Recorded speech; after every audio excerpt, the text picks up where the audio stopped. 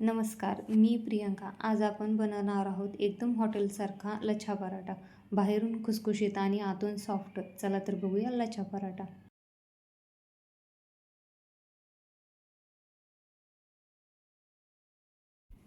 मी इथे पीठ मळून घेतलं आहे. एक पिठाचा गोळा घेऊ आणि चपाती लाटून घ्यायची आहे.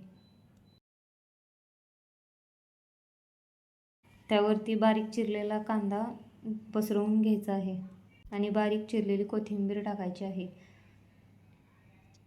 थोडीशी बारीक चिरलेली मिरची आपण घालणार आहोत. लहान मुलं खात असतील तर मिरची नाही टाकली तरी चालेल.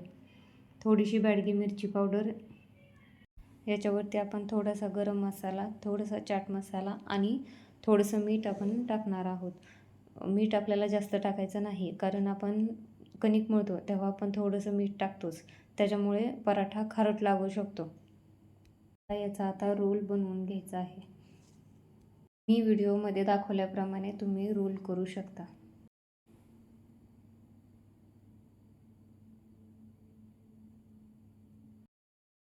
रोल करताना स्टफिंग बाहेर येणार नाही याची काळजी आपल्याला घ्यायची आहे.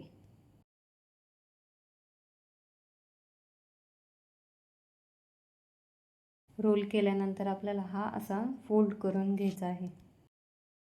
याला थोडंसं हलक्या हाताने प्रेस करायचं, म्हणजे आपला पराठा फुटणार नाही. जर आपण डायरेक्ट लाटायला गेलो तर पराठा फुटून जाईल. ही काळजी आपल्याला घ्यायची आहे. आता लक्ष देऊन बघा, कोरडं पीठ लावा म्हणजे चिटकणार नाही. अगदी हलक्या हाताने लाटून घ्या. लहान मुलांच्या डब्याला रोज नवीन काय द्यायचं हा प्रश्न आपल्याला नेहमीच पडतो. तर हा पराठा तुम्ही नक्की ट्राय करू शकता. मुलांना पण तो खूप आवडेल.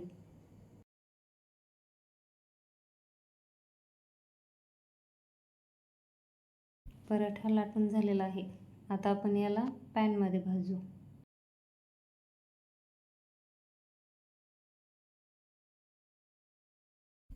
इथे आपण तूप टाकणार आहोत. तुम्हाला तूप आवडत नसेल तर तेलात पण भाजू शकता. तूप दोन्ही बाजूला लावून घ्यायचं आहे, म्हणजे पराठा छान क्रिस्पी होतो. तूप टाकलं तर पराठा खायला खूप खमंग लागतो. थोडंसं जास्त तूप टाकूनच आपल्याला याला भाजून घ्यायचं आहे.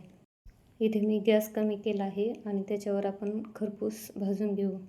तुम्ही बघू शकताय किती छान रंग आलेला आहे. असंच आपण याला दोन्ही पण बाजूने भाजून घेऊ. झाला आपला तयार लच्छा पराठा. कसा वाटला लच्छा पराठा नक्की कमेंट करून सांगा. व्हिडिओ आवडला असेल तर लाईक करा आणि माझ्या चॅनलला सबस्क्राईब करून बेल आयकॉन दाबा, म्हणजे पुढची रेसिपी मिस होणार नाही. भेटूया पुढच्या व्हिडिओमध्ये.